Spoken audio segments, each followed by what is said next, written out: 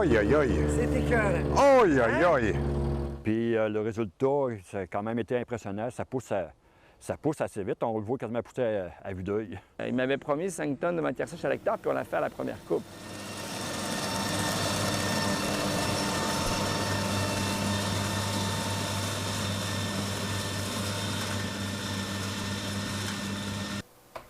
Bonjour et bienvenue à cette quotidienne. C'est la quotidienne agricole et agroalimentaire du mardi 14 avril. J'espère que vous allez bien, que ceux autour de vous vont bien, que le confinement se passe toujours bien pour vous. Si vous avez choisi de nous regarder en direct ce midi, passez votre heure de dîner en notre compagnie. Merci d'y être. Sinon, en différé, il sera toujours possible, bien sûr, de regarder cette émission en totalité ou en partie et bien sûr de partager tous les éléments de cette émission que vous aurez, bien sûr, appréciés.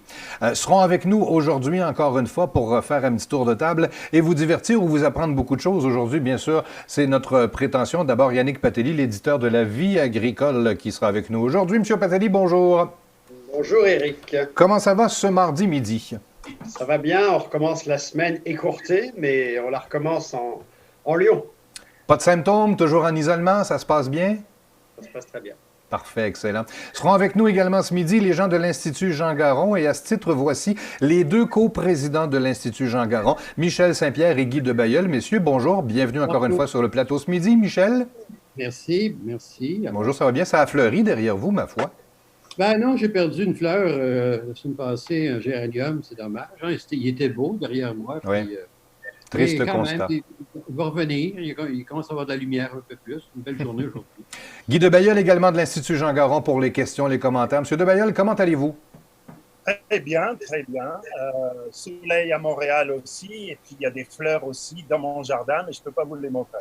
C'est bien, parce que plus à l'est, on ne pense pas aux fleurs encore. On en est encore loin. Simon Bégin vous salue. Il est du côté de Saint-Raymond-de-Portneuf. Malheureusement, la transmission Internet ne permet pas à Simon d'être toujours présent en qualité vidéo comme il le souhaiterait. Mais il est bien présent à l'écoute et peut intervenir, soit par l'audio ou par quelques questions possibles. Je perçois également Yann Turmine, des gens de Belle-Île Solutions Nutrition, chroniqueur à La Vie agricole. Monsieur Turmine, comment allez-vous ce midi?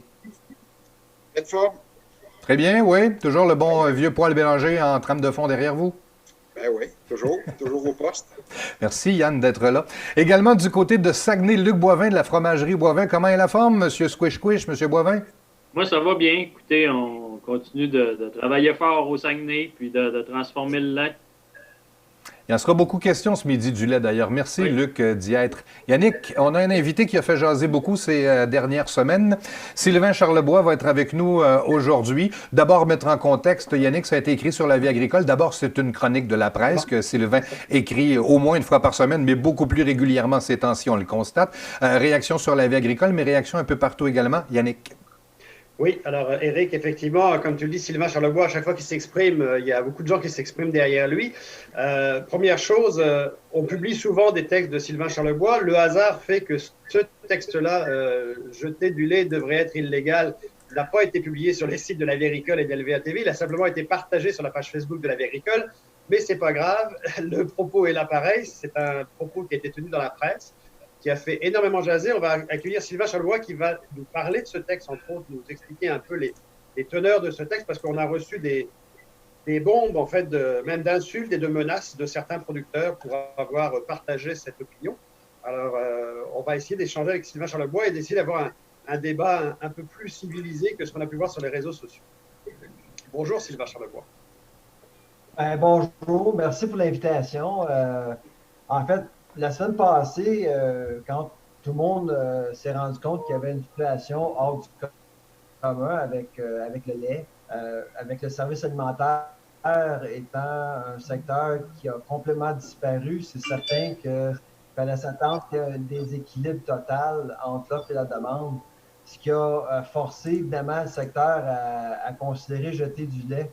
Et j'ai été interpellé par ça parce qu'on préparait, nous et l'Université de Bourse, une feuille de route. On était sur le point de publier cette feuille de route-là en mars. Et dans ce document-là, on parlait justement du gaspillage de lait avant la crise. C'est pas quelque chose qui est rare, là. C'est quelque chose qui arrive quand même assez fréquemment à travers le pays. Les producteurs de lait n'aiment pas en parler. Même souvent disent que ça n'arrive pas souvent, mais ça arrive assez fréquemment. Alors, on en parlait justement dans le document pour un peu expliquer que la gestion de l'offre, malgré ses avantages, a des défauts.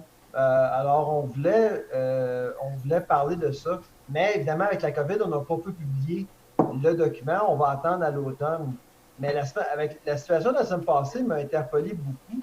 D'ailleurs, on a reçu au-delà de 2000 messages de Canadiens à travers le pays outrés de ce qui se passait parce que les gens ne comprennent pas ce qu'est la gestion d'offres, ne comprennent pas la filière laitière, comment ça fonctionne. Et ça fait des années que je voyais qu'il y avait des problèmes au niveau du système de quotas et de la production qui est souvent pas alliée avec la transformation. Mais ce que je comprends, ce que je comprends, c'est que vous avez voulu mettre en avant, selon vous, un défaut de la gestion de l'offre qui s'est amplifié dans le cadre de la COVID et vous l'aviez déjà identifié avant la COVID. Et moi, le point, surtout que il y a quelques points que j'aimerais aborder, mais le point principal que j'aimerais aborder avec vous, d'ailleurs parce qu'il a été contredit notamment par Daniel Mercier-Gouin dans la presse de samedi dernier, il est contredit, je pense, par certains intervenants même qui sont sur le plateau aujourd'hui, quand vous dites le lait jeté est payé. Parce que là, il y a des producteurs qui nous écrivent. Alors, il y a ceux qui nous insultent d'une part, mais il y a ceux qui nous écrivent aussi en disant juste vous rappeler, le lait jeté n'est pas rémunéré. L'autre qui m'écrit je comprends la discussion possible sur la modernisation de la gestion de l'œuf, mais les faussetés que raconte Sylvain Charlebois sur le lait payé quand même, ce n'est pas vrai. Daniel Mercier-Gouin qui dit la même chose, que le lait payé, c'est pas vrai. Yann Turmé nous a dit l'autre jour, la semaine dernière, le lait payé, c'est pas vrai. Est-ce qu'on paye le lait jeté ou pas finalement? Et les gens qui argumentent, il y a deux fronts que j'entends depuis quelque temps. Les gens qui disent que ça se passe ailleurs, donc c'est normal que ça se passe au Canada. Et aussi les gens qui disent que les producteurs ne payent pas, ne payent pour le lait déversé. C'est des gens que je dois dire qui ne comprennent pas comment fonctionne la gestion de l'offre. Que ce soit, il va falloir, je les inviterai à relire la loi de la Commission canadienne du lait d'abord et les principes de base de la gestion de l'offre. Éventuellement, les gens qui... Même Charles Langlois, Sylvain, excuse-moi, même Charles Langlois, le directeur du Conseil industriel laitier du Québec, a écrit ça cette semaine. A écrit le lait jeté, payé, c'est faux. Est-ce que ça se peut que le directeur du Conseil industriel laitier écrive ça?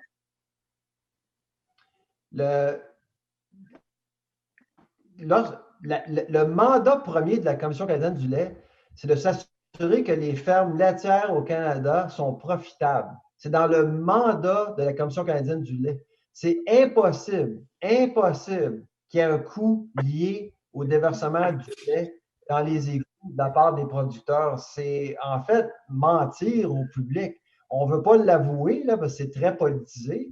Mais malheureusement, on trompe les Canadiens en disant que les producteurs assument les pertes. Quand on parle, on va échanger avec les intervenants qui sont là tout à l'heure aussi. Il y a d'autres points que j'aimerais aborder. Ça va lancer un peu les pistes de débat. Vous disiez que les surplus sont mal gérés, qu'il faudrait en fait, quitte à acheter du lait, on devrait ou le stocker ou le transformer et que la loi devrait prévoir ça, etc.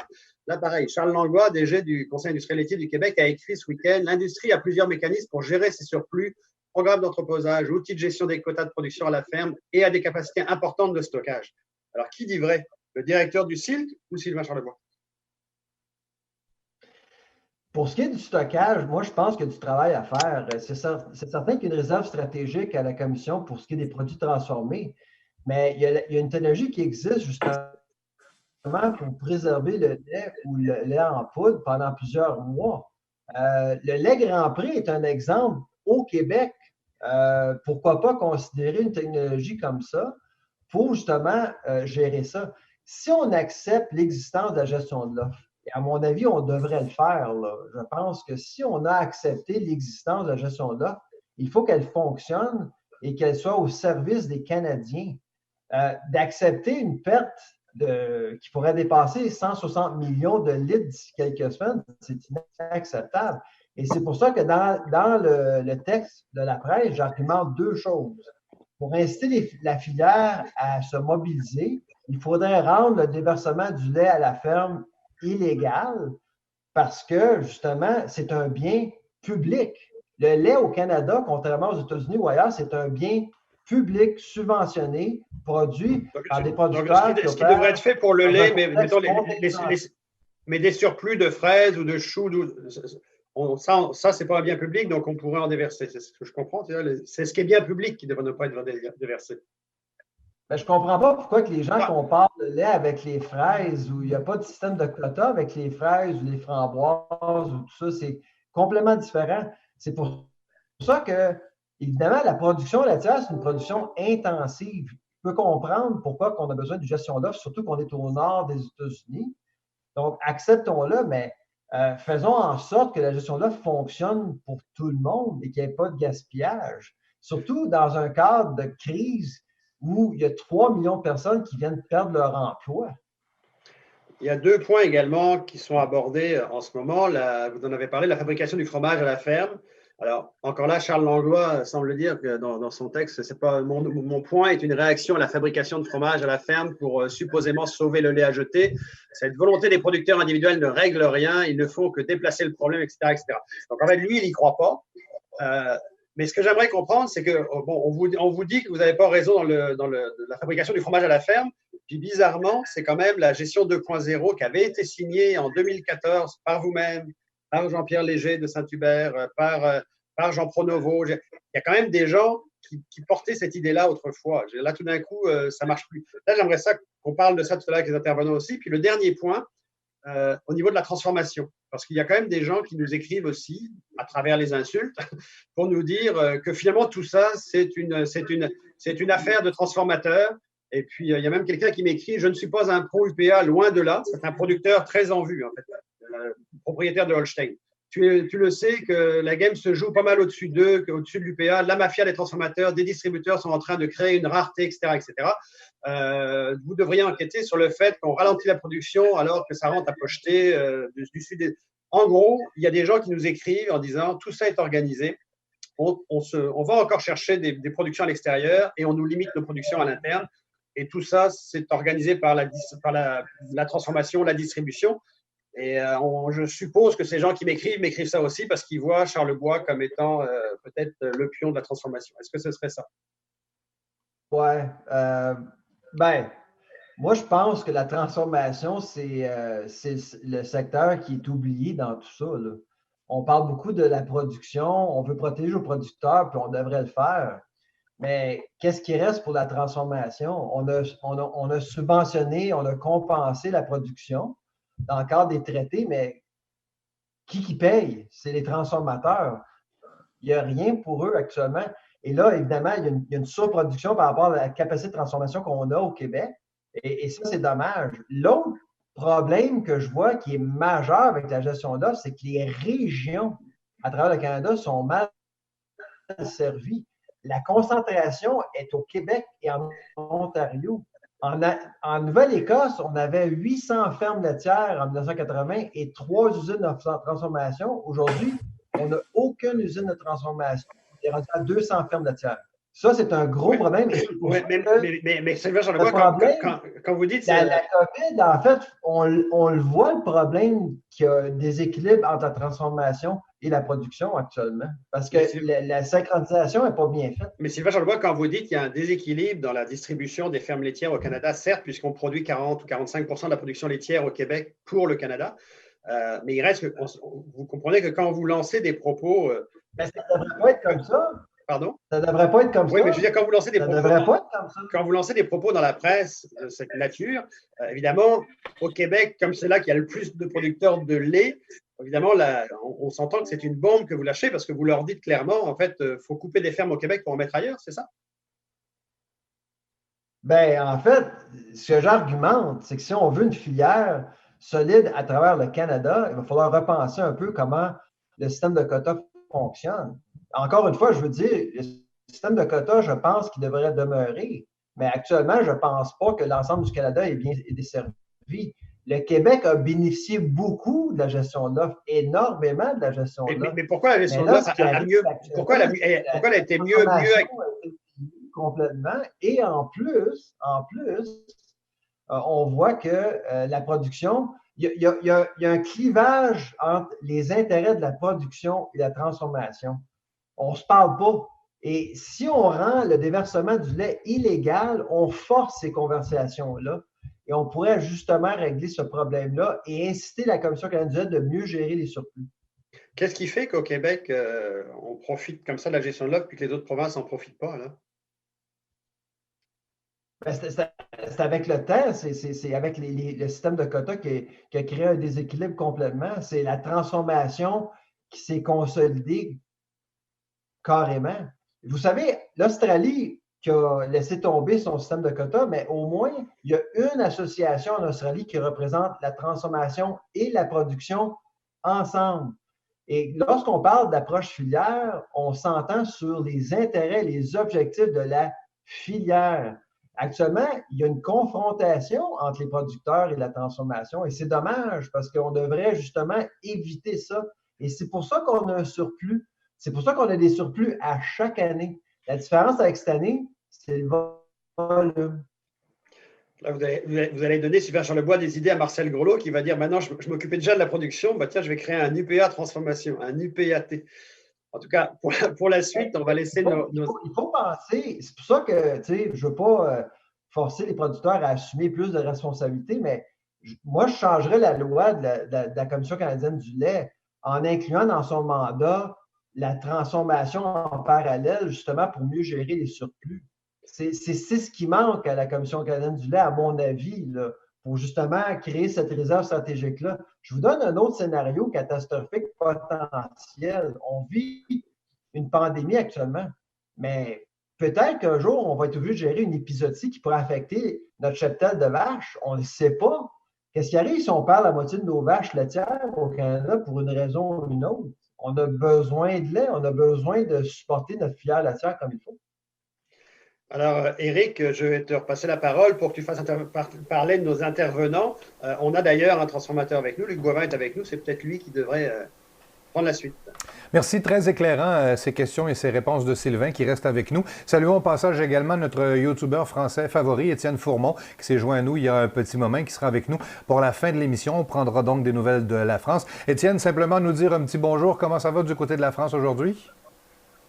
Ben, bonjour à tous, ça va très bien. On commence à prendre un peu la routine de ce confinement et puis je voulais juste vous remercier de m'accueillir et je trouvais le sujet, forcément en tant qu'ancien responsable syndical national sur le lait, je trouvais le sujet passionnant aujourd'hui.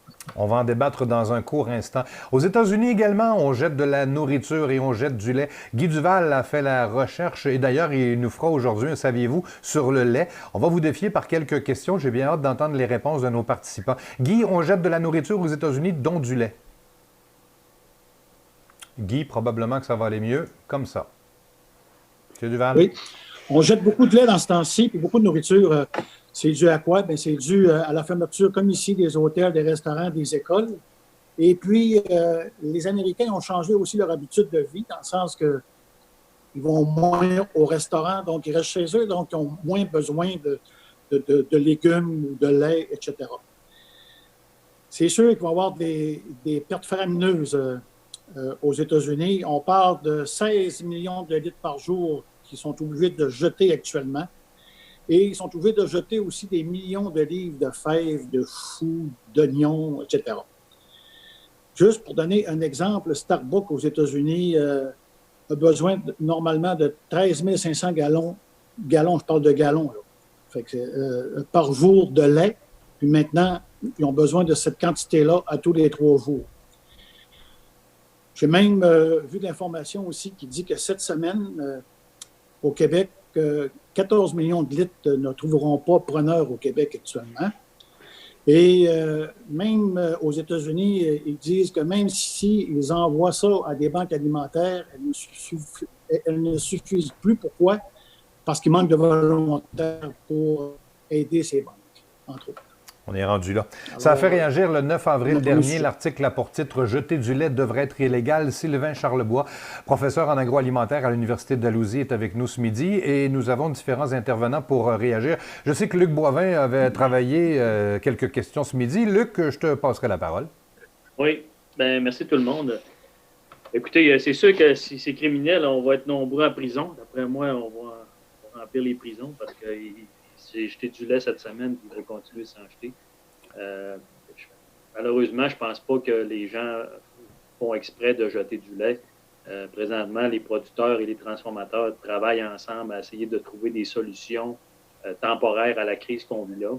Ce qu'on constate présentement au niveau de l'industrie, c'est vraiment la fermeture de tout le secteur de la restauration institutionnelle et surtransformateur. Donc, il y a 35% du marché qui s'est effondré du jour au lendemain.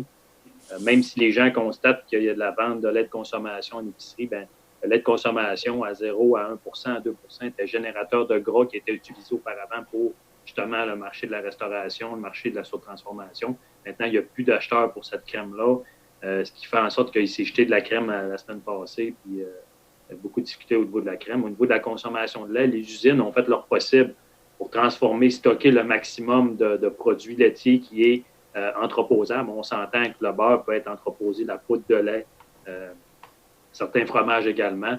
Mais la semaine passée, on a demandé à la CCL de créer un nouveau programme qui est le Plan C. Le Plan C, c'est pour permettre justement aux usines de fabriquer des fromages qui pourraient être gardés dans le temps et revendus plus tard. Donc, les usines font leur maximum pour augmenter leur capacité, stocker ça.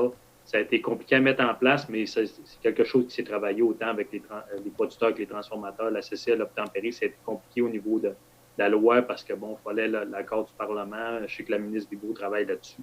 Mais de dire que l'industrie est une grande mafia, la réponse est non. L'industrie travaille au maximum de ce qu'elle peut.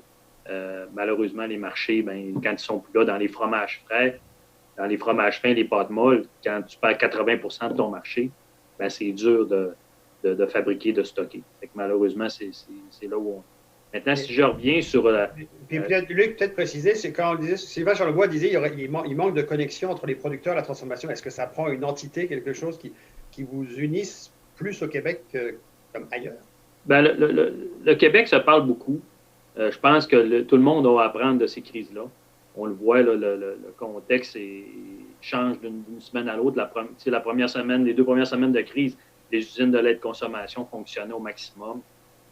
Donc, les producteurs ont eu un bon revenu. D'ailleurs, le prix du lait à la ferme a augmenté au mois de mars en raison de cette demande-là. Fait que les gens étaient contents de voir que leur paye de lait va augmenter pour mars. Avril va être différent, malheureusement, pour eux. Puis, ce que j'entendais au niveau de la transformation, c'est que les structures qu'on a mises en place au Québec pour protéger le prix du lait minimum, le prix du lait maximum, a protégé les marges des transformateurs, ce qui n'est pas le cas dans les autres provinces. Dans les autres provinces canadiennes, le lait de consommation est vendu pour générer des sous-produits comme de la crème pour lesquels les transformateurs vont faire une marge. Et sur le lait de consommation, je vous dirais, plusieurs transformateurs perdent de l'argent à vendre du lait de consommation dans les autres provinces qu'au Québec. Fait que cette situation-là a été problématique au niveau des trésoreries de certaines entreprises. Ça a été mentionné au gouvernement. Puis, fait que la situation, on se parle au Québec, là. Faut pas oublier ça. Maintenant, un point que je mets en lumière, tu sais, cette crise-là, puis la capacité de l'industrie de la transformation, M. Charlebois en a parlé. Ça fait plusieurs années que l'industrie de la transformation est malmenée par les ententes internationales qui ont été signées, malgré les promesses des gouvernements de nous aider, de compenser, d'arriver avec un plan pour le futur. On fait face à une crise, puis il n'y a eu aucune aide qui a été apportée, puis aucune stratégie de la part du gouvernement à part réfléchir, à part analyser, à part parler, à part avoir fait des grands-messes de la transformation avec les producteurs. Le gouvernement fédéral n'a absolument rien fait. Là, ça leur pète dans la figure, mais un constat est clair. L'industrie laitière s'est consolidée. Avant la crise du COVID, il y a eu des fermetures d'usines. La capacité des usines laitières à prendre ce lait-là, à développer des nouveaux marchés est limitée. D'ailleurs, l'industrie de la transformation laitière est rentrée dans cette crise-là, pas en position de force, en position de faiblesse avec l'arrivée des fromages importés. Fait que là, maintenant, on nous demande, mais qu'est-ce que vous pouvez faire? On va faire le maximum. Mais il faut comprendre que l'industrie de la transformation laitière avait déjà été impactée. Mme Bibeau s'est engagée à plusieurs reprises à nous aider. Il ne s'est rien fait. Maintenant, on discute d'initiatives qui n'ont pas eu encore leur place. Là, je pense que la crise du COVID va accélérer justement le dénouement de solutions parce que les solutions, il y en a. Ça va être à travers des petites actions comme peut-être exporter de la poutine dans d'autres pays. Mais le constat est que présentement, il n'y a aucune de ces solutions-là qui ont été mises en place. Mais sur le fond, Luc, parce qu'en fait, c'est pour essayer de comprendre, il y a une question fondamentale. La gestion de l'œuf, d'abord, il faudrait que tout le monde nous dise, vous êtes pour ou vous êtes contre. La plupart des gens, je pense, autour de la table, même Sylvain Charlebois l'a dit la semaine dernière, je pense que jusqu'à un certain point, il reconnaît l'utilité de la gestion de l'œuf. Après ça, il y a les gens qui disent la gestion de l'œuf 2.0. Il faudrait définir c'est quoi exactement. L'Union paysanne a fait un document là-dessus en 2014. Sylvain Charlebois l'a signé, Jean Pronovo l'a signé, Jean-Pierre Léger l'a signé. Une quantité de gens l'ont signé. Toi-même, dans ces différentes entrevues ou entretiens qu'on a eus, tu l'as dit, la gestion de l'œuf telle qu'elle est, le statu quo, ça va exploser. Tu avais dit ça dans une entrevue avec nous il y a pas si longtemps à LPA. Donc, en fait, tout le monde est en faveur de la gestion de l'œuf, mais pas celle-là. Alors, je trouve qu'à un moment donné, il faut peut-être qu'il y a des gens qui sont plus drastiques que d'autres, mais est-ce que la solution, c'est de trouver un consensus? Premier point, puis ça, c'est important. Est-ce que, puis ça, j'ai vu les 2000, les réseaux sociaux sont enflammés, les gens qui ne connaissent pas la gestion de l'offre ont vu ça, ils étaient scandalisés. Je suis entièrement d'accord avec eux. Quelqu'un qui ne comprend pas le mécanisme est porté à dire ça n'a pas de sens, on jette du lait. Les gens pensent aussi que le fermier perd, quand il verse un bassin de lait au drain, que c'est le revenu du fermier directement qui est impacté. La réponse est le lait qui se jette, ce n'est pas le consommateur à court terme qui va le payer, c'est l'ensemble des producteurs. Donc ça, c'est important de le dire aux gens, là. C'est collectivement, les producteurs à travers le Canada vont payer la facture du lait qui se jette sur une base individuelle à la ferme. Puis ça, je pense que c'est très bien. Si on n'avait pas la gestion de l'offre, il y aurait des survivants puis il y aurait des morts, c'est certain, parce que les producteurs qui sont proches des usines seraient favorisés au détriment des autres. Là-dessus, la gestion de l'offre tient le coup. C'est extrêmement important. Deuxième chose, est-ce que le consommateur va payer la note? À moyen et long terme, la réponse est oui. Parce que la CCL est là justement pour protéger le revenu de la ferme. Et il existe un mécanisme qu'on appelle le mécanisme des circonstances exceptionnelles que les producteurs peuvent enclencher n'importe quand. Si le revenu à la ferme baisse de 3,5 %, les producteurs peuvent demander à la CCL de réajuster les prix du lait pour les classes 1, 2, 3 et 4. Est-ce que ce mécanisme-là va s'enclencher? Si la situation perdure, c'est fort probable que ça puisse être envisagé. Ça va appartenir aux producteurs, mais à ce moment-là, ça impliquerait que la CCL demanderait une hausse des produits laitiers. Puis à ce moment-là, l'industrie de la transformation devrait demander aux détaillants d'augmenter le produit laitier pour compenser le revenu à la ferme. C'est comme ça que la gestion de l'offre fonctionne actuellement. Maintenant, est-ce que la gestion de l'offre doit être modernisée? La réponse est oui. Pas parce que les transformateurs ont voulu la moderniser, non pas que les producteurs ont voulu la moderniser. L'ouverture des ententes commerciales, les 3 ententes commerciales signées presque simultanément, vont attaquer les marchés pour les produits laitiers les plus payants au Canada. C'est-à-dire, dans le fromage, les yogourts vont rentrer d'ailleurs à des prix plus compétitifs parce que les produits laitiers ailleurs sont subventionnés. Fait que cette attaque-là dans les marchés au Canada va faire en sorte qu'on va perdre des marchés lucratifs. Automatiquement, il va falloir ajuster. D'ailleurs, l'industrie de la transformation, c'est ce qu'elle répète depuis 2-3 ans, depuis que les ententes ont été signées. Il va y avoir des morts, il va y avoir de la consolidation d'usines, et cette consolidation-là, c'est vécu depuis les 2-3 dernières années. On voit qu'elle s'accélère. Et en plus, on le voit, certains résultats d'entreprise sont publics.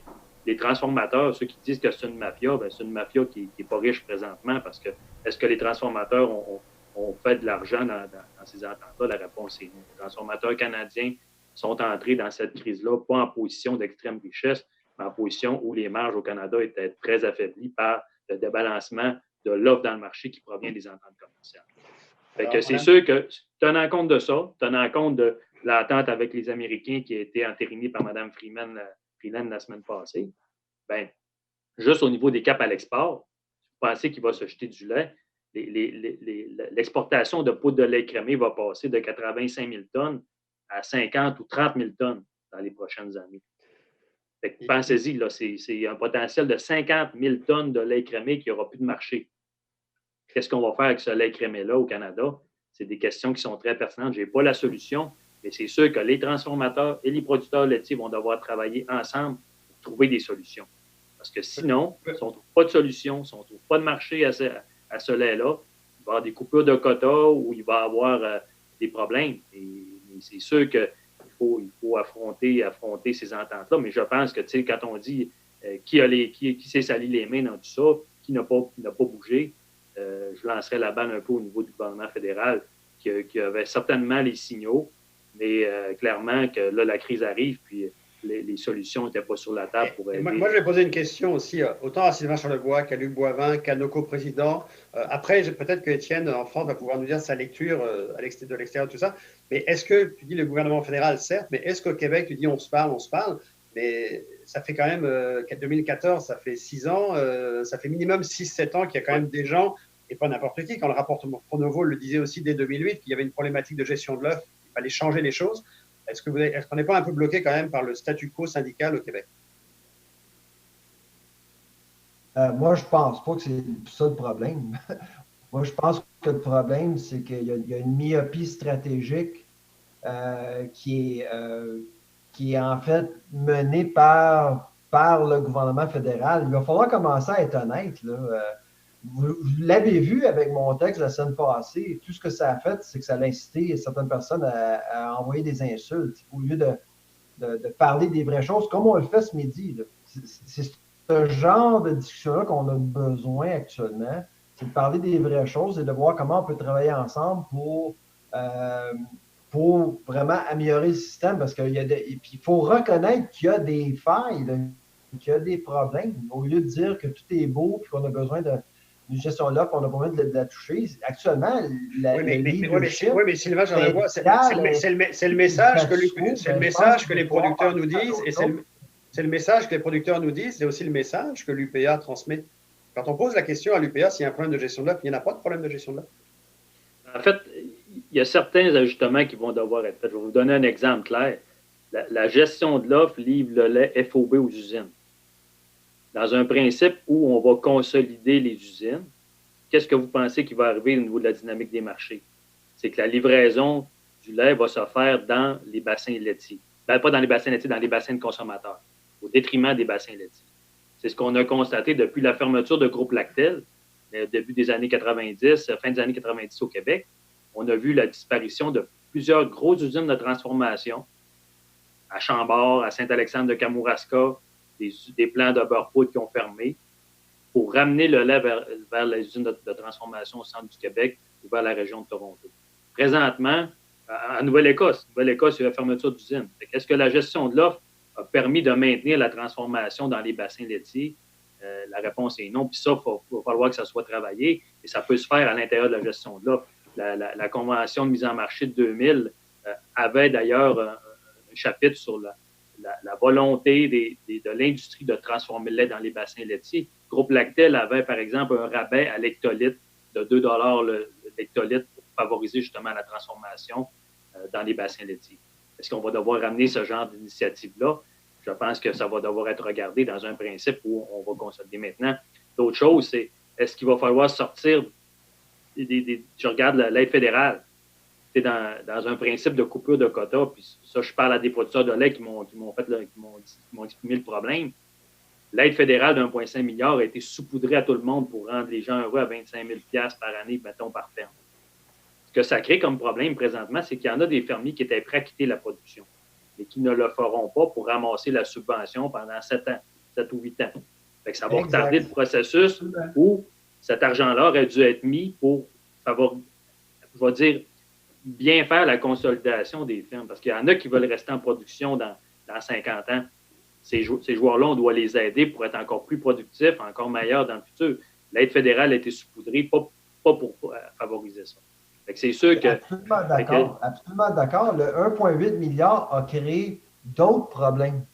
On n'a pas réglé rien. Ça n'a pas été réglé. Puis l'industrie doit faire face à de la compétitivité.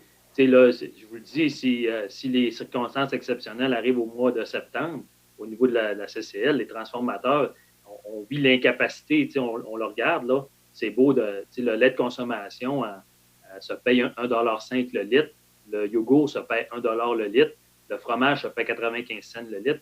À chaque fois qu'il y a eu des hausses de prix du lait pour supporter les classes spéciales, pour supporter de la croissance au niveau de la production laitière à la ferme, ça s'est fait sur le dos des classes 1, 2, 3, qui sont les produits de consommation des Canadiens.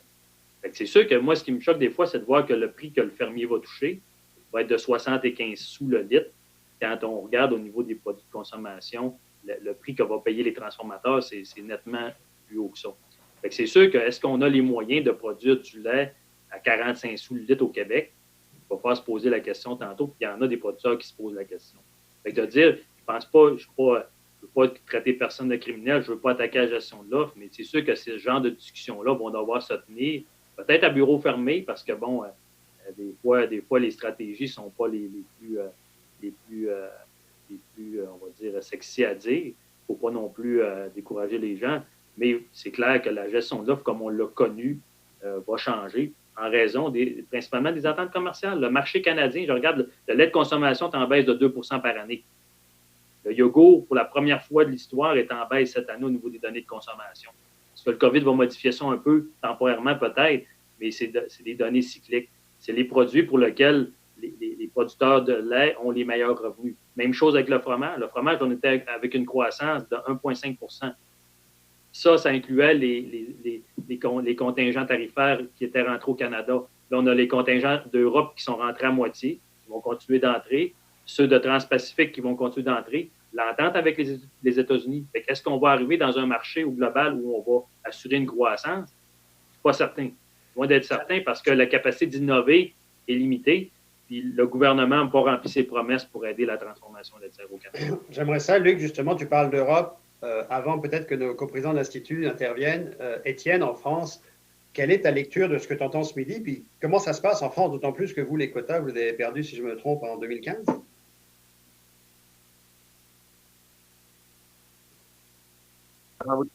Ouais, c'est bon. Ouais. Non, c'est très intéressant à écouter parce que je me rends compte en fait que toutes ces étapes-là, on les vit aussi nous en France, alors différemment, mais on a eu aussi nous en France, on a aujourd'hui une interprofession qui regroupe les producteurs, les transformateurs aussi bien coopératifs que privés, qui regroupe aussi maintenant depuis un an à peine les distributeurs. Et je voulais juste dire que c'est pas parce que tout le monde est regroupé dans la même instance que ça se passe mieux. Je pense qu'il faut pas se leurrer avec ça, même si les discussions sont plus faciles, ça se passe pas toujours bien. Maintenant, c'est vrai que nous, on a eu la disparition des quotas il y a un peu plus de 5 ans, il y a même 7-8 ans maintenant, bientôt quasiment. Et on a trouvé une autre forme de gestion de l'offre qui s'apparente aux quotas qui sont les contrats maintenant. Et on les gère plus comme on pouvait le faire avant avec l'État et le syndicalisme et l'interprofession laitière. Maintenant, on les gère plus individuellement par entreprise avec des nouveaux contrats. La différence, c'est que nous, en France, on a des contrats qui vont nous lier avec l'entreprise et le fait d'avoir un contrat pour un marché bien précis avec l'entreprise et une stratégie d'entreprise qui a complètement changé depuis 2 ans. La stratégie des entreprises a énormément changé en termes d'orientation de marché. Et en France, on a un argument de vente aujourd'hui, mais c'est vrai que ça peut paraître différent. Enfin, c'est à l'opposé, c'est pas à l'opposé de chez vous, mais c'est peut-être abstrait pour vous. Enfin, je sais pas, hein, c'est juste une remarque. C'est qu'on a des entreprises qui ont décidé de communiquer sur le lait qui rémunère les producteurs. Alors, ce qui peut paraître assez surprenant. Comme c'est qui le patron, en fait. Voilà, exactement. Et cette initiative-là, c'est que le patron en France a fait des petits, a donné beaucoup d'idées aux autres. Et c'est génial, c'est merveilleux parce que moi, le premier, j'en profite, même si je ne suis pas chez C'est qui le patron, mon entreprise à laquelle je livre, Bell, qui est un privé, s'est dit, mais peut-être que là, c'est un argument de vente d'avoir des producteurs qui gagnent bien leur vie, qui gagnent correctement leur vie. Est-ce que, en tant que producteur laitier, la vie avant les quotas, la vie après les quotas, c'est quoi la plus belle vie, hein? Honnêtement, il n'y a pas une énorme différence en termes de gestion de volume.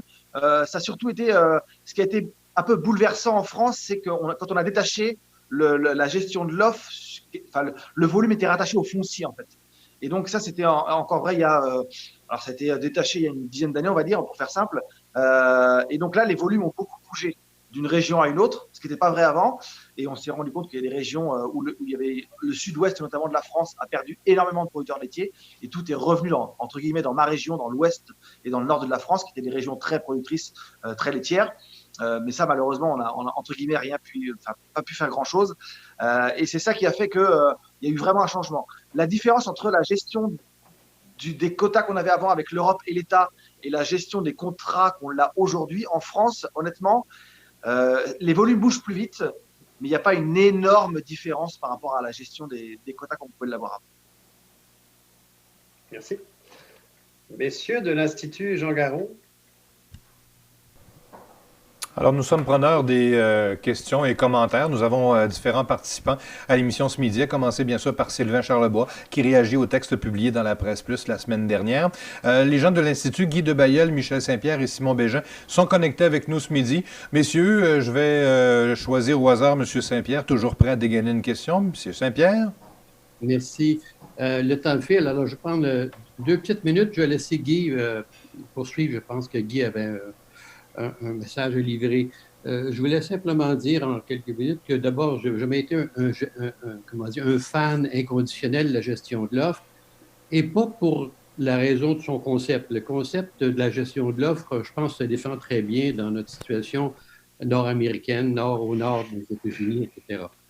Les raisons pour lesquelles j'ai toujours mis des bémols, c'est d'une part l'efficacité de nos producteurs, l'efficacité moyenne, c'est qu'on a un peu appliqué la règle du plus bas dénominateur, de sorte que le coût de production au Québec, particulièrement au Québec, est très élevé par rapport à des compétiteurs qui sont, ceux qui sont au sud de notre frontière.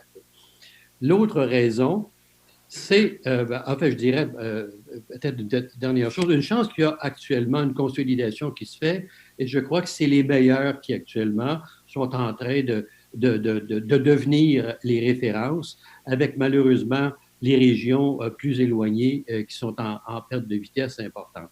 Deuxième raison, c'est la capitalisation du quota, qui a créé des millionnaires un peu artificiels, des millionnaires sur la base de ce quota-là. Il y a 25 milliards de dollars de quotas dans les bilans de nos fermes au Canada.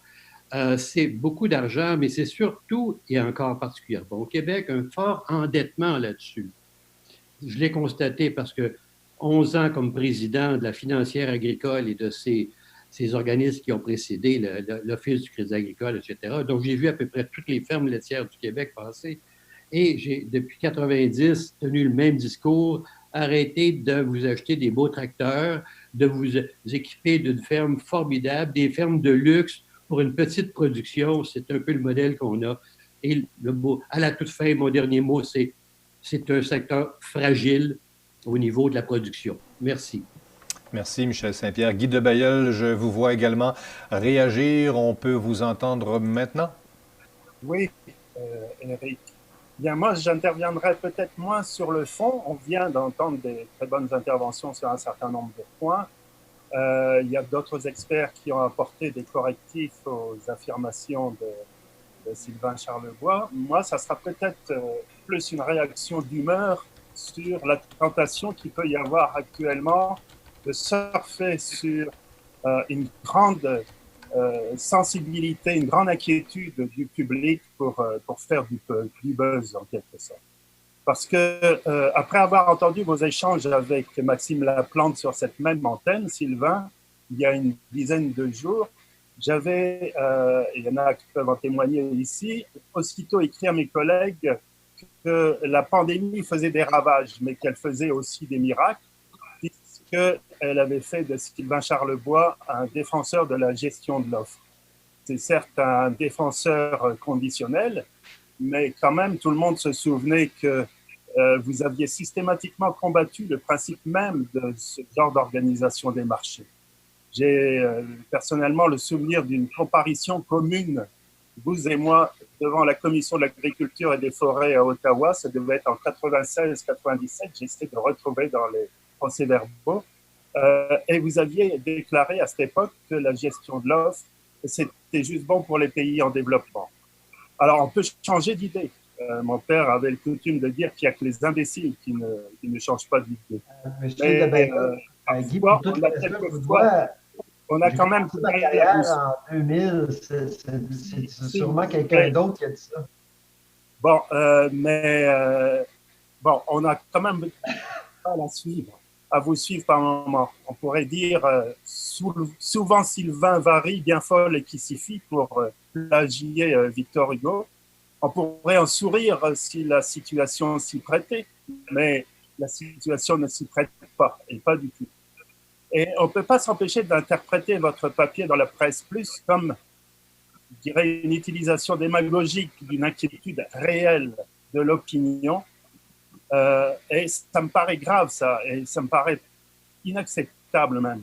Dans ce papier, vous établissez un lien entre ce lait jeté et la gestion de l'offre. Et on vient encore de l'entendre. Alors que vous savez très bien qu'on jette du lait un peu partout en ce moment, aux USA comme en Europe, quel que soit le type d'organisation du marché. Vous laissez entendre que les producteurs qui sont des privilégiés, selon vos termes, n'en ont rien à faire puisqu'ils sont payés. Là aussi, il y a eu des correctifs parce que ça n'est pas aussi simple. Mais si vous vous étiez donné la peine de les interroger, vous auriez constaté que malgré tout, pour la plupart d'entre eux, c'est un traumatisme de jeter ce qui sont donné du mal à produire. J'ai grandi sur une ferme laitière, Sylvain, une petite ferme laitière en France. Et quand j'étais enfant, j'ai vécu plusieurs épisodes où les laiteries ont suspendu leur ramassage. Mes parents avaient beau proposer du lait gratuit à quelques personnes qui venaient s'approvisionner directement à la ferme, c'était les circuits courts de l'époque. Il y a même une fois où je me souviens qu'ils avaient ressorti une écrémeuse et une baratte à beurre pour essayer de traiter une partie. Et c'était malheureusement insuffisant, il fallait quand même jeter du lait. Et c'était absolument dramatique pour eux. Comme ça l'est encore aujourd'hui pour les producteurs d'aujourd'hui. Alors, affirmer qu'il suffirait de rendre cela illégal pour régler le problème, ça n'est pas sérieux.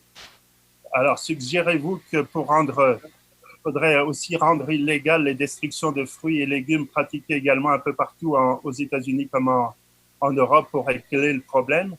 Alors, non seulement c'est pas sérieux de laisser entendre cela, mais c'est pas honnête. On peut comprendre qu'un lecteur ou un auditeur non informé des réalités de l'industrie laitière puisse réagir comme ça, mais pas quelqu'un qui est censé être familier avec la complexité des opérations d'une telle industrie. Et j'ai envie de terminer par une note plus humoristique, toujours, même si la situation ne s'y prête pas. Votre raisonnement et vos arguments m'ont fait penser un peu à ce petit garçon qui visitait avec son père pour la première fois une étable laitière et qui voyait l'éleveur occupé à la traite des vaches, et c'est une histoire vraie, et qui se retourne vers son père et qui lui dit « Tu as vu tout le mal qui se donne, le monsieur, pour obtenir du lait? C'est tellement plus simple de l'acheter à l'épicerie. » Je ne pense pas justement qu'on ait le droit en ce moment de se moquer du monde comme vous l'avez fait, Sylvain. Alors, merci. Si je peux commenter, d'abord, je crois que vous vous trompez de personne. En 98, je n'étais pas chercheur, j'étais lobbyiste. Alors, c'est probablement sûrement quelqu'un d'autre à qui vous référez. Moi, j'étais assez constant dans mes propos par rapport à la gestion depuis 20 ans. J'ai toujours dit que c'était un modèle où il y avait des failles qu'il fallait régler, mais personne n'en parlait. Alors, j'étais probablement un des seuls à le dire, puis ça fait 20 ans que je le dis, et je continue à le dire. Dans le cadre de la pandémie et de la crise qu'on vit actuellement, je pense que ça serait immoral de rien dire et de laisser et de ne pas expliquer aux gens qu'est-ce qui se passe actuellement. Je crois sincèrement que le lait est un bien public en raison du système contingenté et des subventions qu'on verse aux producteurs actuellement. Moi, l'argument que j'ai toujours, ou la question que j'ai toujours posée est la suivante. Si on déverse du lait partout, alors pourquoi, et qu'on utilise d'autres pays pour justifier ce qu'on fait ici, alors pourquoi qu'on a une gestion de l'offre au Canada? Pourquoi qu'on a décidé de maintenir un système en place quand les transformateurs sont dans l'obligation de payer leur lait 3 ou 4 fois le prix parfois? C'est un choix qu'on a fait en tant que société. Et puisque c'est un bien public, durant une crise, je pense que c'est important en tant que chercheur de reconnaître qu'il y a un gros problème. Parce que le gaspillage de lait, c'est quelque chose qui arrive depuis des années et il n'y a personne qui n'a rien dit. Alors, c'est certain qu'une fois que la crise va être terminée, les chances qu'il y ait un changement drastique sont minces. Et c'est pour ça que c'est important de le rappeler. Et les gens l'ont reconnu. J'ai reçu évidemment des bêtises de producteurs agricoles, mais le nombre de personnes qui m'ont contacté directement pour me dire qu'ils étaient outrés de voir ce qui se passait, je les comprends aussi. Alors, c'était, pour ce qui est du laboratoire, pour ce qui est de Dalhousie, c'était notre devoir de remettre les pendules à l'heure, au moins d'inciter les gens d'avoir un débat. Et c'est pour ça que moi, je trouve ça intéressant qu'on s'en parle au lieu de simplement laisser les choses aller et de dire que c'est acceptable, que c'est moralement acceptable de jeter du très bon lait, de très bonne qualité, dans les égouts. Et le débat va avoir lieu de toute façon dans les prochains mois, parce que j'ai cru comprendre en début d'entrevue que le fameux rapport sur l'industrie du lait, en fait, va être fait conjointement entre Guelph et Dalhousie, et vous allez déposer quelque part en septembre-octobre, c'est ça? Un nouveau rapport? Mais le rapport était prêt. C'est qu'on a tout simplement attendu, justement en raison du fait que la filière est sous pression. Là. Il n'y a personne qui va lire le rapport actuellement parce que, écoutez, là, c'est une situation de crise. Là. Les gens n'ont pas le temps de lire un rapport. Là. Alors, c'est pour ça qu'on a décidé d'attendre à l'automne, tout simplement, pour remettre un rapport qui, à mon avis, va être juste, à mon avis, parce qu'il n'y a pas personne qui a tenté de reconnaître les vertus de la gestion de l'offre tout en tentant de l'améliorer. Soit que les gens disent qu'il faut l'éliminer, soit que les gens disent qu'il faut la maintenir telle qu'elle est. Oui, mais c'est vrai que le débat est assez... L'avenir de la gestion de l'offre. Oui, le débat est assez effectivement opposé en général. Toutefois, je rappellerai que l'Union paysanne, dans sa gestion 2.0, n'était pas forcément drastique non plus dans sa révolution. Jean Pronovo, dans la signature de la 2.0 non plus, dans son rapport Pronovo non plus. Je pense que Michel Saint-Pierre, quand il s'exprime, c'est pas non plus du radical. Ce que Michel a dit est très à propos. C'est absolument vrai qu'on a une filière qui est inefficace actuellement. Il va falloir, puis avec ce que M. Boivin a dit, là, avec ce qui s'en vient, là, il va falloir faire des choix importants. Là. Si on veut permettre à notre filière de survivre, on parle de survie là, avec la gestion de l'offre, il va falloir créer des mécanismes pour s'assurer que les producteurs survivent et que la transformation fasse son travail aussi en même temps, qu'elle innove pour les Canadiens et le reste du monde. Oui, il reste que certains propos effectivement tenus par les uns et les autres, par Michel Saint-Pierre concernant les milliards contenus dans le quota, etc., ou la difficulté peut-être de discussion des fois transformateurs, producteurs ou autres, dont parlait Luc Boivin. Il reste que, je pense, dans les semaines précédant la COVID-19, pour être tout à fait transparent, même à l'Institut Jean Garon, il y a eu des discussions internes en disant le monde du lait, il y a des questionnements sur le monde du lait. Donc, le questionnement sur le monde du lait, il existait en 2014, il existait en 2018, 2019, 2020, il existera encore l'année prochaine, peut-être plus sereinement parce qu'on ne sera plus en crise, mais il reste que pour discuter du lait au Québec, on s'entend qu'il faudrait peut-être que la Fédération des producteurs de lait, dont l'UPA, accepte d'échanger le débat aussi avec l'Institut, avec vous, avec tout le monde, ce que je ne suis pas sûr qu'il arrive. Pourrais-tu ajouter quelque chose? Bien sûr. C'est assez facile d'émouvoir les citadins là, sur les questions agricoles. 90% des gens n'ont absolument aucune idée de ce qui se passe sur la ferme. Alors, quand on sort cette question-là, je trouve que, ça aurait été préférable peut-être d'apporter un éclairage. Pourquoi cette situation-là? Faire comprendre qu'on est dans une industrie qui n'arrête pas de produire, les vaches produisent tous les jours. Juste dire ça, c'est déjà éclairant. 90% des gens, probablement, ne savent pas ça. Alors, dire que les vaches produisent, ils n'arrêteront pas de produire, même si la demande chute ou comme les porcs qui récemment n'ont pas arrêté de grossir malgré le fait qu'on a fermé l'abattoir. Alors, toutes ces raisons-là, je pense que ça peut expliquer, on pourrait expliquer à des citadins qui ont été nombreux à réagir que, voilà, c'est pas ça la situation. La situation, c'est une industrie qui, à un moment donné, devient complètement en déséquilibre, mais on n'arrête pas de produire parce que, d'une part, les choses poussent, ils n'arrêtent pas de pousser, les porcs n'arrêtent pas d'engraisser, puis les vaches n'arrêtent pas de produire du lait. C'est aussi simple que ça, mais c'est ça que les citadins ne savent pas. Et pour remettre en perspective la crise, la crise, elle se vit partout sur la planète, puis l'industrie, les producteurs et les transformateurs, la semaine passée, malgré la perte de 25 millions de litres de lait en marché, On n'a jeté même pas 1 million de litres la semaine passée. Cette semaine, c'est plus compliqué, mais de dire qu'on ne travaille pas pour minimiser l'impact de cette crise-là, ces gestions de l'offre ou pas, c'est vraiment pas la gestion de l'offre qui a créé la problématique. Il faut saluer l'effort de la filière quand même, parce que je l'ai toujours dit, les producteurs doivent jeter le lait parce qu'ils n'ont pas le choix.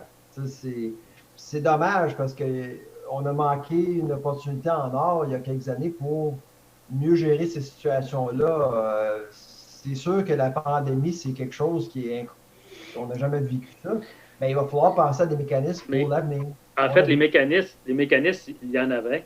À l'époque, les années 60, pourquoi le Québec était à l'avant-scène au niveau de la transformation laitière, c'est que les gens ont eu le courage de faire une consolidation ordonnée dans les années 60. M. Saint-Pierre l'a probablement vu. Moi, je me suis fait compter. Et le Québec a modernisé ses usines, en a fermé plusieurs, mais la transformation laitière au Québec était implantée partout dans tous les bassins laitiers de manière efficace. Et ce qu'on avait, c'est des usines de dernier recours.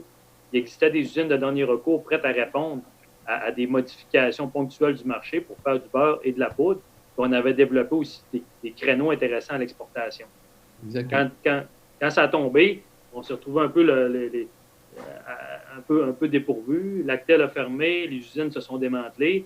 On a développé la bière de la petite poudre. Il n'y a pas d'option, c'est ça. C'est ça le problème. Ben, il faut trouver les options. Puis, le principal interlocuteur dans tout ça, c'est le gouvernement fédéral parce que ça va coûter de l'argent. Mettre les options sur la table, ça va coûter de l'argent. Puis jusqu'à maintenant, ben, à part des promesses, on n'a rien eu. Mais c'est correct. Si on a à supporter notre filière, supportons-la avec les finances publiques. Mais le 1,8 million, le milliard de dollars, à mon avis, c'était de l'argent gaspillé. Ben, ça a aidé les producteurs qui en avaient besoin. Mais pour moi, j'aurais peut-être profité de l'occasion pour orienter, justement, parce qu'on regarde le nombre de fermes qui vont fermer de toute manière. Peut-être que la stratégie, c'était d'accélérer ce processus-là, puis de faire en sorte que celles qui restent plus fortes. Puis je regarde les programmes qui ont été mis en place. C'était une loterie, là. Tu t'inscrivais à minuit une, tu ne l'avais pas, puis celui qui était inscrit à minuit moins une avait une subvention de 250 000 pour faire des salons de traite, moderniser sa ferme pour être plus productif. Ça a été mal géré, là. Tout le monde a été unanime à le dire. Maintenant, il faut corriger ça, là. Ouais, je rappellerai que tout ce qu'on dit ici est un peu inscrit dans le ciel quand même, parce qu'en 2016, la Vie agricole a coédité avec VLB Éditions un livre qui a été écrit par Yann Turmine, qui est là en ce moment, Simon Bégin, qui est là en ce moment, et moi-même. Et ce livre-là s'appelait La crise agricole, la fin des fermes laitières au Québec. Quand on relit le livre, là, ça me fait quasiment des frissons dans le dos, parce que je me dis, on a écrit ça en 2016, donc ce qu'on a écrit, on n'était pas le seul à le savoir. Là. Il y a des gens, en fait, il y a des décideurs politiques qui avaient tout compris ça en 2016, il ne s'est rien passé.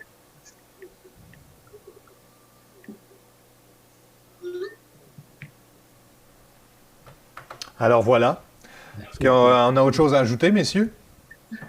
Sinon, on va regarder le reste pour demain. Parce que oui, ça fait quand même 1 heure qu'on en discute. Merci Sylvain Charlebois d'être venu répondre de ces chroniques, de ces questions et de ces réponses aujourd'hui. Merci d'avoir participé à l'émission avec nous, Sylvain. Merci. Merci également à nos invités du jour qui ont été là. Merci Étienne Fourmont. Ici, il est 13h. Notre premier ministre prend l'antenne dans une petite seconde à peine pour s'adresser aux Québécois. C'est l'état de la situation quotidienne. Notre youtubeur favori, Étienne, serais-tu disponible pour nous rejoindre demain ou... J'ai pas de problème. S'il faut venir, je serai là. Merci. On aura un peu plus de temps. Ce sera intéressant, c'est Étienne, demain, parce qu'en plus, on reçoit Mathieu Frigon, qui devait être là aujourd'hui, mais qui a été déplacé à demain, qui est le directeur de l'Association des transformateurs laitiers du Canada. Parfait. Merci, messieurs, d'avoir été des nôtres aujourd'hui. Merci, mesdames, d'avoir regardé et d'avoir appris de cette émission. Ça s'appelle La quotidienne agricole et agroalimentaire. Elle est présentée tous les midis ici, sur les jours ouvrables, bien sûr, du lundi au vendredi. Vous nous regardez sur la page Facebook de La Vie agricole. D'autres chaînes multiplieront éventuellement cette émission quotidienne. Merci d'avoir été avec nous. On se reparle demain à compter de midi.